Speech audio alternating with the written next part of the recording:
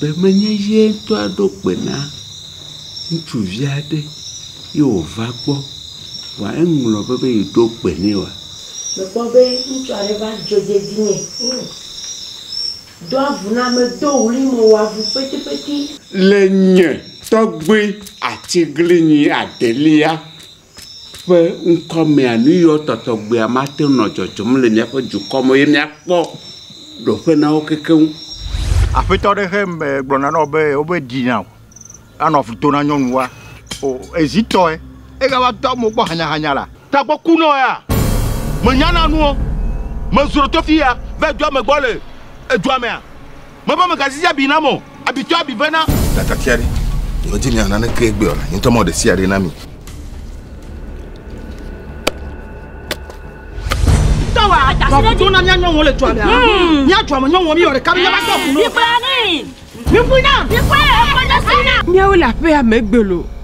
Yekwa ekɔƒe ya be nyɔnu titiwo, damanawo kple aƒevanɔwo. O, ulo va tsɔ mi le fi ya kwa. Budu, yoko jama popo. Clarisse, me nya o nyuare. To nya teƒe na be menye yie o.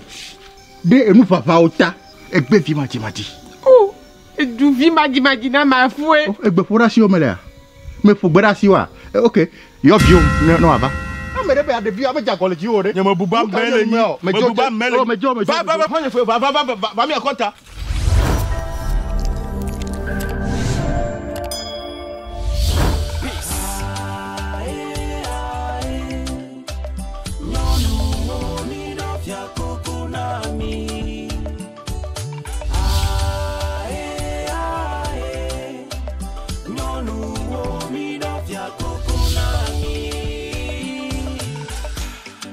No, woman, no cry, oh. Everything's gonna be alright. Moi, peux pas imaginer la vie sans la femme. Non. Moi, qu'à chanter rien que pour elle. Agbenala, Kofala, Wodekae. Ajodola, Nukoila, Ewokelo. Agbenala, Kofala, Wodekae. Ajodola.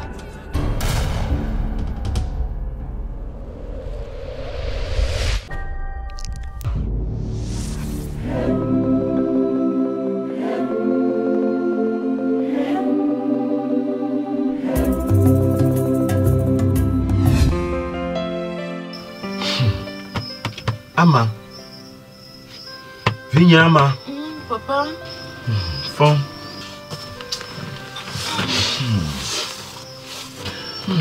Viens. On y a terrible blodjinam. Chucho. Le vafia. Il me donne, il me mis un coup de cas. Et quand on y a que.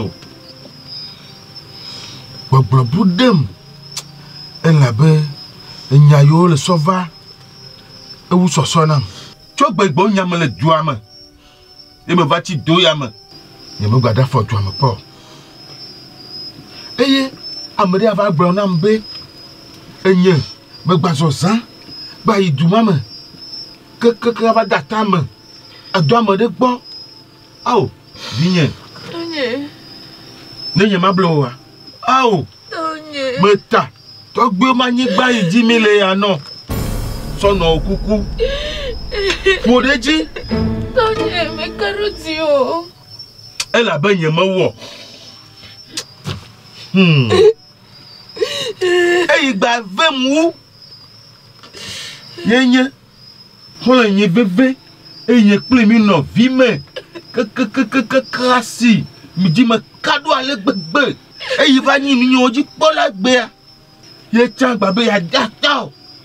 Oh, quand même un Dieu. Eh?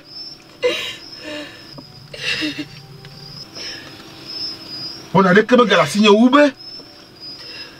Mado de la du gamme. Ne sois pas vigne.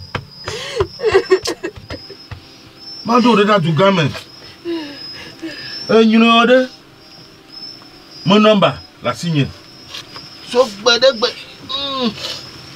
Ah oh. Hey. Yeah. Akpé. Non. Mais non vie de Kama. Elle du gamme. Ne le ya et me non bema. Na yue. Ah fio. Fi no di ole. Ko la ba no gbo. E wo ji aje me. Se a. Yo vinye. On a de Kama gale munyo. Ube na jole duama. Okay. Oh. Na so zo mo. E kata la sinyema. Se a. Ne na yi. Pero Tony. Ya to gbe ma wo aplo. Aplo de e wa no ple o. Kaba so ya jo afi hun wa ke. Yo si te mi jo. E si chema jaja. Oh.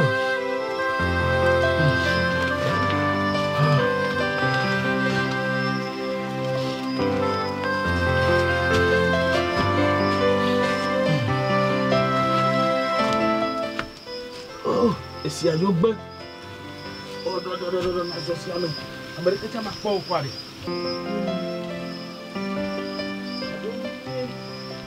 bla wulo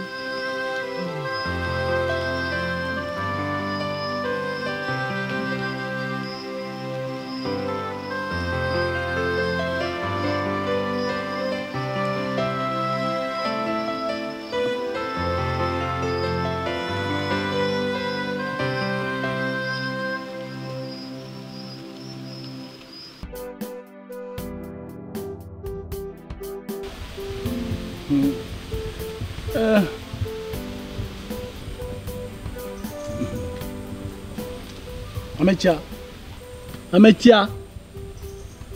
Bede. Mabiolo. Kaka me kong yeson java film. Oho. O na yin do achiachi le funu kwa. Yo le kwa ya mesi bebe. E fio vide la chiji nene. Hein? Domenyo. Egbe mezu koko na kwa. Oh. Yo gbo be so nyele moji gbona wa. No telo, e so le moji gbona kwa. Ela on keke ame veke ngbe la va fia. Ah. Ne va kabane mi ajo nya be dun le koku boy. Ah. Amesno. Ndi o amechi akudo koku wona de. Ebe ndi o le won. Mbina jinto. Domenyo. Ele joonyem lo. Nyawa. Le gavon. Nyawa foko le mi ya fun ko ma ja ti ana we. Ya dun na nya no ne. Ni hagbero. Domenyo va. Ya me ati telefia. Domenyo. Voilà. Mava. Va. Enya. Dadavi, ode kuku Domenyo ne va. Va ma gronya ni se. De me buna me ta elo. Yo, après. Enya mava. Domenyo voilà. Oh. Dagbe a. Domenyo. Le fonira. Mi le dia.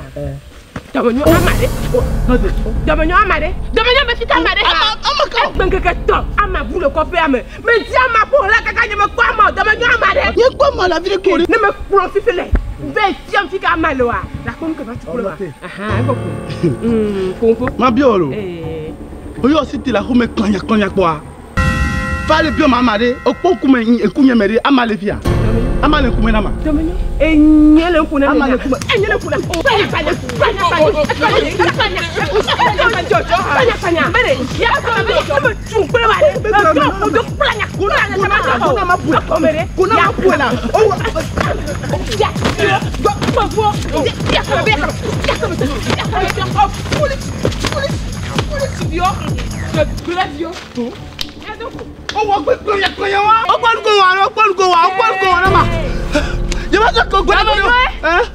No, be me la mati le coffee am be be adof na here. Do. Belade. Domenyo. Bele. E ala don gbe mi la. Oh. Me ka ti gbe lo. You must fino, you must bala. Oh, what go on? You flu wale. You ko sha. Eyi o ma ke na. What go on so ye jo. E kon va ya lo. Hein? So ma jo.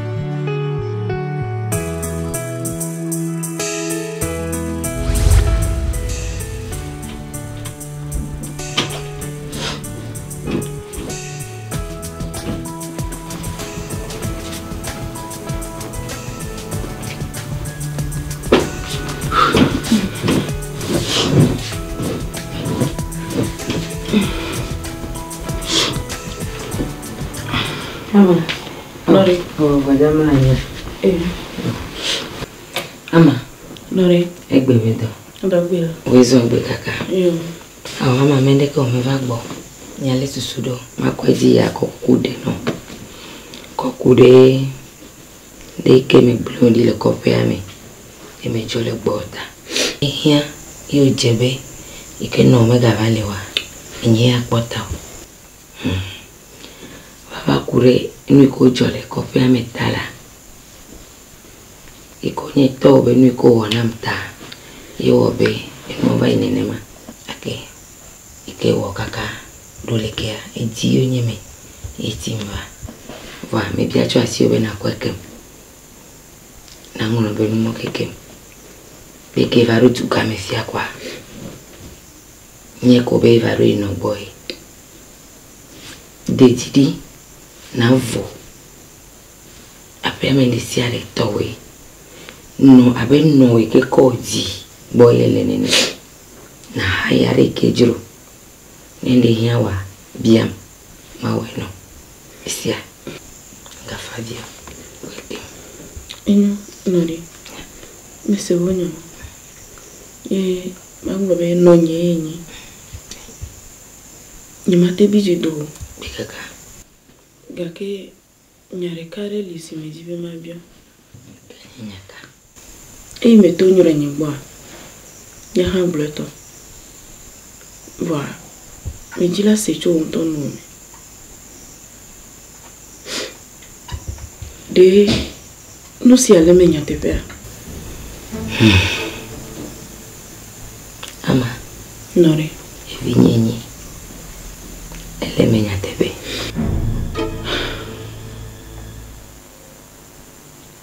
Ama.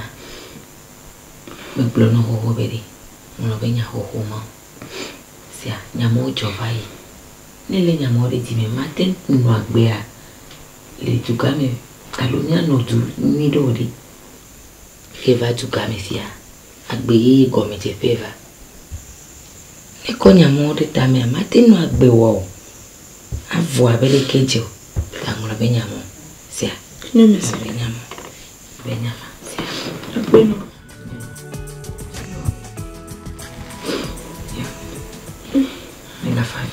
La fabia. Sia. Che mamma vuole pesare io. Io sai non la vie mi recupera na ci giorno.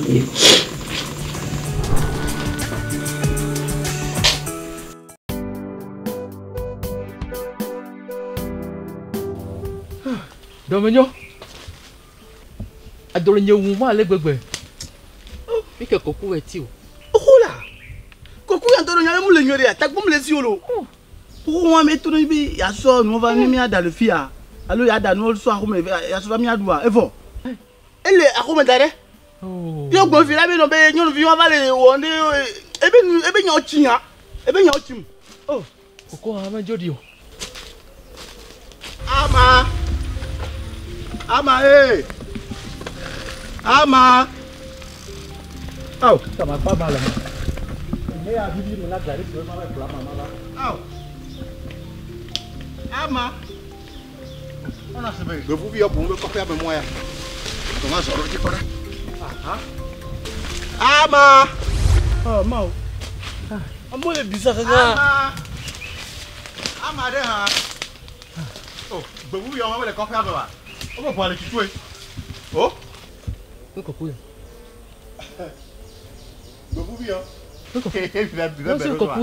Quoi Adabatora? Pas me foufou là. Quoi y a là? Quoi azui? Ma biolo. Fica so. Et nous qu'on va les hier. Et pas le jardin. Ah ma jimele. On y a bon le ah. Ah ma jimele. Y a une minima. Blanela. Miao que les filles. Oh nyebe miao nye bevu a jogli. Fia fi. Busuto le joamea. Mi menya sekbo de vo. Mi menya jugbo de vo e gbo agbo nye na mia. Me kare je miao e bonku benama. Enya. Miao tutu. Oh. Ambiolo. Et son va bien bon, ben le diamant. Autant on va le diamant. Ya me viare ya ilo minye le homia. Ya ilo ya me ve minye le homia. Ah, ya wonye gbevu fia jogli o e no na mere bu no le jijire. Ki kan fa se wa ye. Miao. Ho ha ma bu wa mi la ma ji le ko fe ya me a. Mi me ko nya me ton do me tore ko. E nam kakade jibe. Nya we la ma. Ve wulo da fide. La chi di ni ndo. Fiain, ezan, kaka, a ma trop me gbea, et mi kudora fide quoi dire me. Me kareji. Ma fille, nya mi mulo gbo egbe olo. E nu ko le o ko ku me gbo chinwa ko do le sigbe ba meke kafla. Haïti o no. A me o ho dunu di fois. O do na photo. Bo. Mba na olo. Na bia mi fika mi ave ton liare de ho ta glomo yere. Ya be ton liare. Ole po malo. Ole po ma. Ba mu yere lo, ya be ton liare.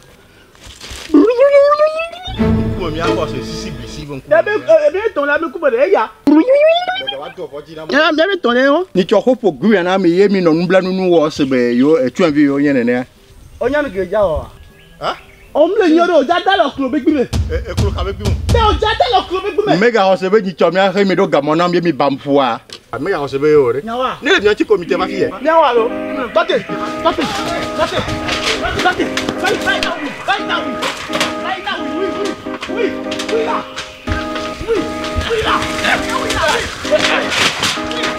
Non pour flou. Attends, il a raison.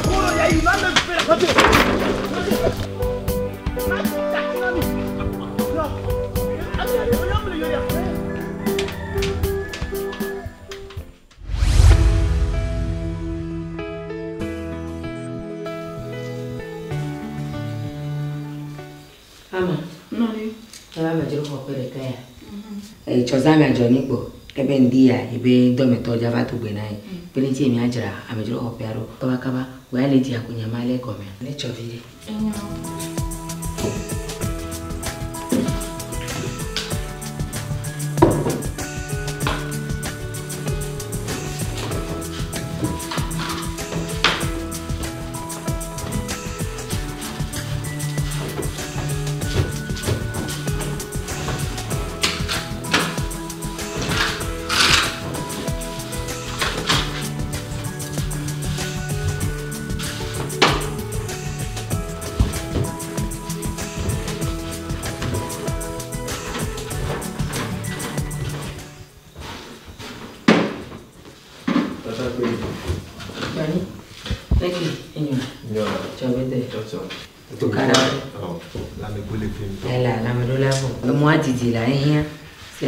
Il faut le doigt dire. Il faut le. Vous pouvez pas me dire un dia tala. Il faut rien dire quoi ça.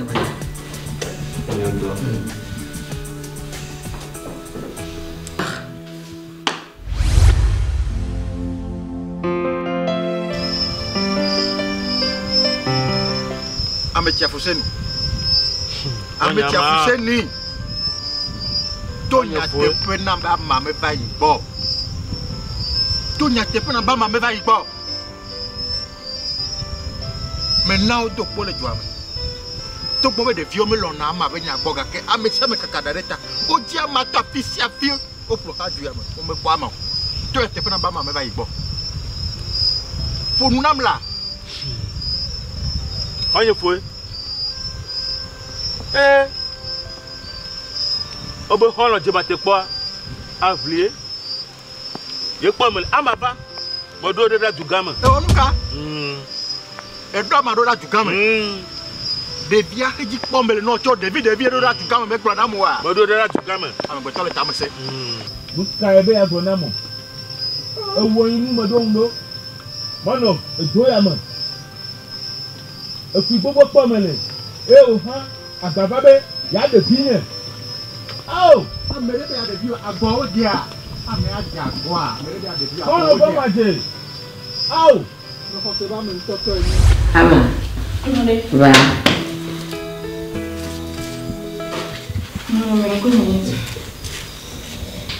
Ama. Norio vini, ini ke chumi abe kope me ba.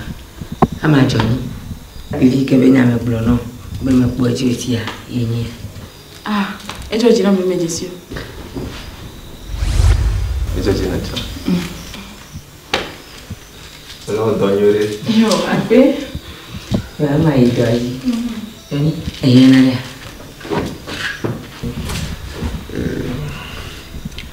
Epotoka kuboreka ya medrola wa ala no chiri engwe. Na tepe. Basi ni TV. Magereji kusia.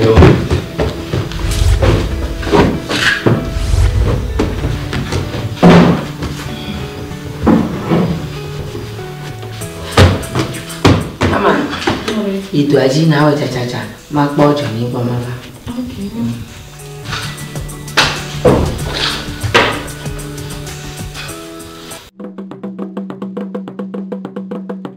Yo tɔgbe egle woe nye ametsitsi ɖeka le nye fiasa me ye etona nyateƒe eye exɔna nu nyui ɖe hã. Ama be gã ya dzɔ ɖe míaƒe dukɔ ya me le nye fiasa me aɖe leke ne biro. Ama be nya le nyateƒe mea eye wònye ɖevi mɔ yɔ koe nye gbevu le dua me nya mesese le la me. Onam be yo ji kokoko ye o to tala. Ne mi ma do la kanyi po wa.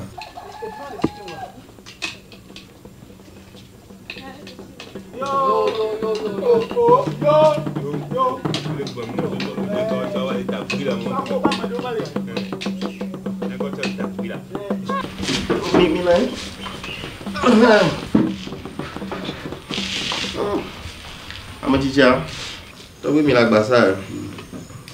Yo, ma be mi don de toregbe. Kwa me degbo. De kakpe oya. Ko ro mo de lia. Mi abia ogbe ne nya ile wa sia mi aselo. Egbe ara le ni agboke. Yo, akpe. Onya yi soko udana ma. Nya be mu lo la to na be da jinto. L'indicien. Et il met dans nous pleurer. Des capignas pour parler. Et au tour d'amé, à vous sionner pleinement, au sort pour m'aller bébé. Yo. Onya be na duga me agbewu bi osu bonto. Johnny da signation. Donc bi o le chichi oji la nya fi ya mato. E yo nye be ne nyomi fon le du ame kwa.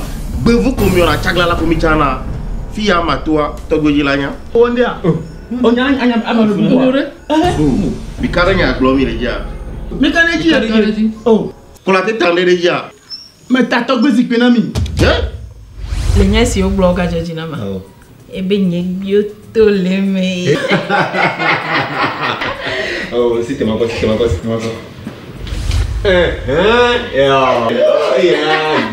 N'y bioto alors. Nada dormi. Nada tiani. Na Johnny va. Le gars dans l'eau de calcul. Ni rode akani pe ya. Yo tobe eje ojia wana ve kwele nti tutu panto anyebe nya nyo le dua me na menye ne ba ola nya buo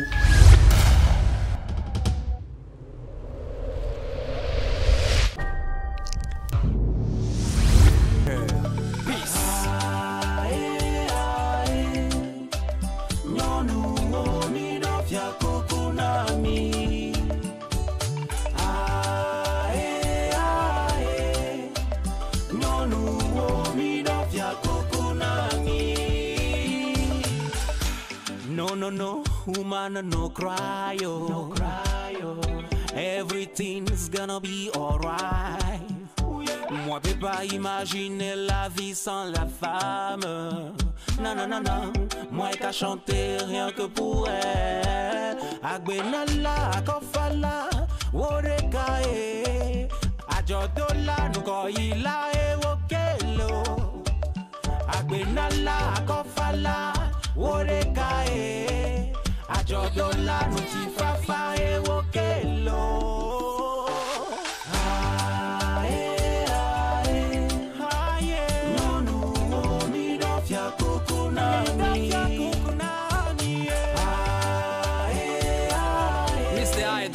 To the good time. Be a Joe monkey. She brings life, she brings hope, she brings everything that can you make you happy. She throws the way and face the pain. She brings everything that can you make you happy. About a woman, I have to talk. I mean to feel, cause I got to talk. I gotta take a small time to pound the sound. So just take small time to feel.